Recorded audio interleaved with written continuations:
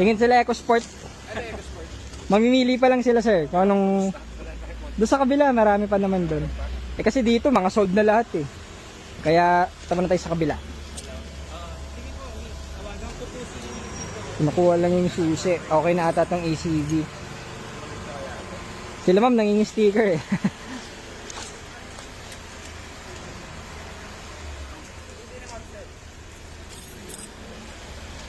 Taga-ano pa yan sila sir?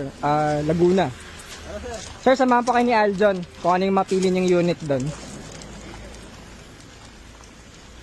Okay, so viewing ng unit sa kabila at busy tayo today guys. Sir, kumusta? Galing kayo sa kabila? Ano, may mga available pa tayo doon, nakita nyo? Oo, pero kasi talagang yung black talaga, mga black talaga yung ano. Nakita nyo, pero madumi pa yun sir, ay nakita nyo? Gusto nyo talaga black. Yung black edition. Oo. Maganda yun kasi ano siya, kumbaga black na siya, para siyang all out black na eh. Maganda. Yung headlight, yung mga Tsaka gulong. iba yung tindig niya sa harap. Iba sir, oo. Compare doon sa kabila. Yung mga non-black edition. Oo, pero yung isa dito, ang ganda ng interior, yung Oo. Actually, yung ilan ba yun? Yung tatlong black doon sir, Black, lahat po yun, first own lahat yun. Oo. Yung napili yung ano, yung black edition, Doctor yung previous na may-ari nun. Oo. Na may MD ba yun? Oo, may Nakalimutan MD ko na nga eh.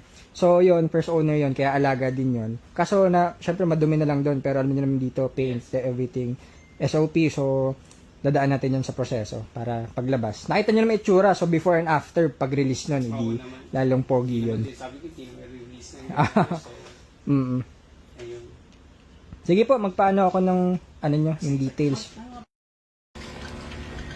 So, sila sir from Rizal, kinuha ng ating black edition na Ford EcoSport.